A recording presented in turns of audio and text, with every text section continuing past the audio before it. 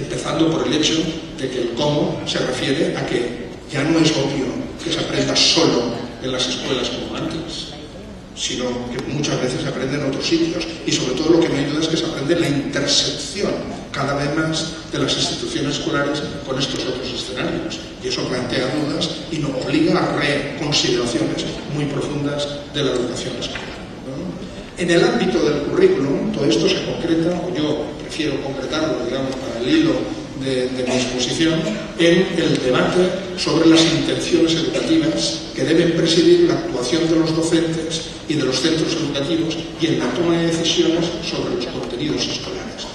Una de las derivaciones importantes de todo este fenómeno es, bueno, ¿qué hemos de intentar que los alumnos aprendan realmente? Todos sabemos que nos gustaría, yo al menos siempre digo que me gustaría que mis alumnos aprendieran cuanto más, mejor. Por supuesto, cuanto más significativamente, mejor, pero cuanto más también, O sea, yo no soy de los que pienso que más vale aprender poquito bien que mucho mal, no. Yo soy de los que pienso que más vale aprender mucho bien, mucho significativamente, digamos, pero todo no cabe, es obvio, es evidente, y por lo tanto hay que seleccionar. Y los currículos actuales no seleccionan, ni han seleccionado nunca hasta ahora. Al menos los nuestros, los suyos, yo no los conozco, o no los conozco tanto. Digamos, pero los nuestros no han seleccionado. Tampoco, digamos, los que se hicieron en la época en la que yo tuve responsabilidad, no es una crítica a nadie. Nunca hemos seleccionado en el momento de hacer currículos. Y en este momento, más que nunca, estamos en una situación muy complicada para dar respuesta a esta pregunta y para afrontar este desafío derivado de la pérdida de sentido, del que por una parte es evidente que hay nuevas necesidades de formación y de aprendizaje que la escuela no puede obviar en el escenario actual, me refiero desde la incorporación de las TIC hasta los avances, digamos, científicos y tecnológicos, que hay que incorporar las nuevas competencias, digamos, de manejo de la información, de relación, de trabajo grupal, de interconexión, de trabajo en red que exige la sociedad actual de la información y la comunicación, y por otra parte hay una sensación de que nuestros currículos están sobrecargados. ¿Qué vamos a hacer? ¿Vamos a meterle más? Pues por paradójico que parezca, esto es lo que se hace. Por paradójico que parezca, esto es lo que se hace. Y las competencias, desgraciadamente, a mi juicio, no las competencias, sino determinadas interpretaciones del concepto de competencia y determinados enfoques curriculares por competencias, lo que hacen es justamente favorecer esto, como luego comentaré. El problema, pues, por lo tanto, como se plantea hoy en día, es la necesidad de redefinir qué es lo básico en la educación básica, sobre la base de que el currículum no es un chicle, que el tiempo es limitado y que el saber sí que ocupa lugar.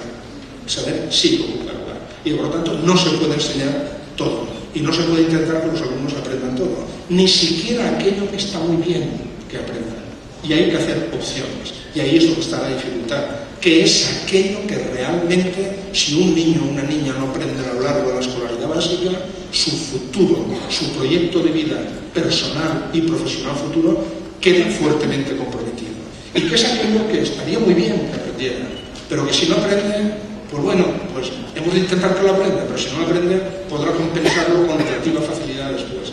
Y esa reflexión, digamos, es la básica. Y volviendo al tema de las competencias, digamos, todo este punto, y termino, digamos, lo que nos lleva es a reformular, digamos, la pregunta inicial en estos términos. ¿Son los enfoques curriculares a las competencias un instrumento que nos ayude en esta reflexión sobre qué es lo básico en la educación básica? Y es ahí, digamos, a donde vienen las dos respuestas que yo daba al principio. Pero antes, digamos, de volver sobre esa, déjenme que nos detengamos un poquito, como decía en el esquema inicial, en el concepto de competencias, también muy breve. Concepto de competencias, concepto terriblemente polisémico. Y yo creo que tiene que ver con muchos factores, pero básicamente yo voy a mencionar tres.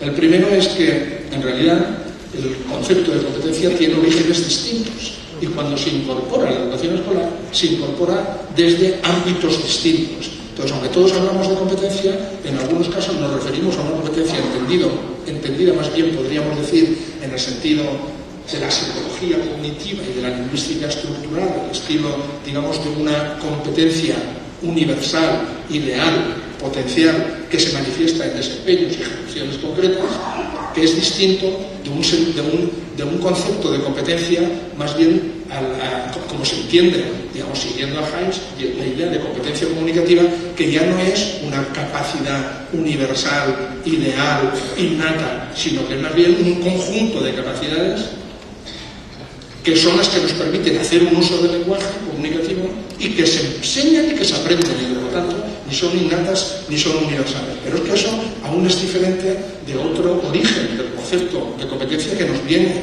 y es el que más influencia está teniendo en el mundo de la evaluación escolar y que nos viene del campo del mundo de la empresa, del trabajo y de la formación profesional, y que tiene que ver, digamos, con un movimiento que se produce en el ámbito de la formación profesional en las 2-3 últimas décadas del siglo pasado, que se conoce, digamos, bajo la expresión del cambio de orientación, de pasar de una lógica de las cualificaciones a una lógica de las competencias. ¿Qué quiere decir? Algo muy sencillo.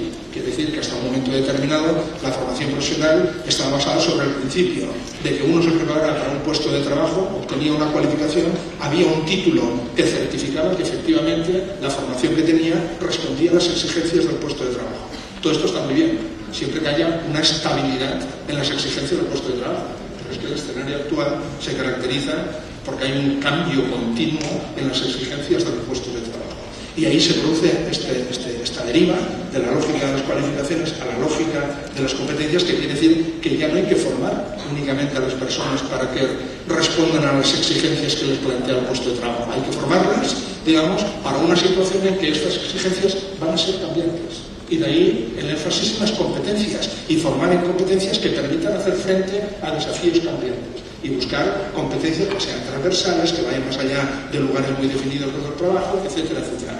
Y este es el origen del concepto de competencia, a mi juicio, que ha acabado teniendo más incidencia, más peso en la incorporación del concepto a la educación escolar. Lo que quiero señalar es que las implicaciones a nivel educativo son muy distintas, según que partamos de un concepto de competencia o del otro.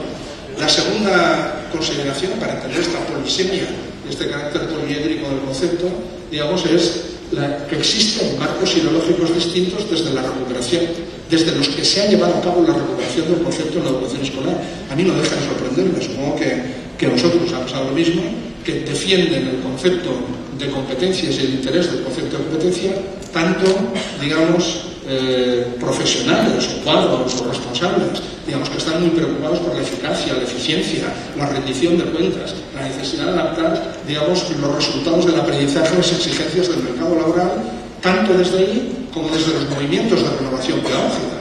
¿Por qué? Porque efectivamente el concepto de competencia tiene elementos, digamos, que permiten ser recuperados desde estos marcos ideológicos diferentes, pero esto no deja de generar contradicciones.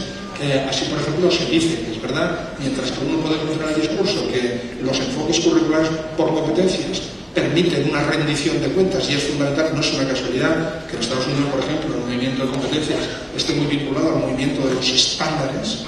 Digamos, en otros sitios, como en algunos países europeos, el movimiento, digamos, de enfoques curriculares por competencias se defiende desde posturas muy progresistas que enlazan con los movimientos de renovación pedagógica.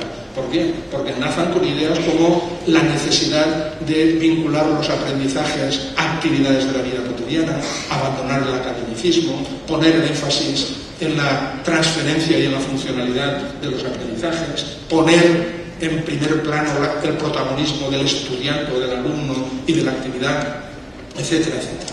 Y la tercera, digamos, el tercer factor que explica, a mi juicio, este carácter poliédrico y esta polisemia del concepto, es que claramente existen marcos teóricos distintos de interpretación del concepto de competencia. No es lo mismo una visión, digamos, cognitivista del concepto, una visión sociocultural, una visión que también la hay, digamos, conductista o neoconductista del concepto de los enfoques curriculares. Con todo eso, no obstante, ¿por qué el enfoque de competencias, los enfoques curriculares por competencia, el concepto de competencia no resulta tan atractivo? O a mí, al menos a pesar de todo, me resulta atractivo. Yo creo fundamentalmente por dos cosas. Uno, porque considero que sí, que proporciona una mirada original y sugerente sobre el proceso de concreción de las intenciones educativas, y proporciona una mirada original y sugerente sobre cómo abordar el problema de la identificación, selección y formulación de qué se debe aprender y qué se debe intentar ayudar a aprender en la escuela o en cualquier proceso formativo, y porque introduce matices importantes, y verán ahí en la transparencia que digo, y novedosos, pero puesto relativamente novedosos, sobre la manera de entender los aprendizajes escolares. Porque yo creo que sí que introduce matices importantes, pero al mismo tiempo estoy convencido de que lo más importante que introduce en realidad es una continuación de cosas muy importantes y muy interesantes de planteamientos anteriores, y que esa ruptura con la que a veces se nos intenta presentar el concepto de competencia como si fuera un partir de cero y que todo lo que hemos hecho hasta ahora es incorrecto y era falso y está equivocado, es una vez más uno de esos defectos con los que nos encontramos siempre en educación, que es esa manía ancestral que tenemos de partir de cero siempre. Si antes no hubiera existido absolutamente nada, lo cual todos los profesores que están delante de aulas sabemos que no es verdad.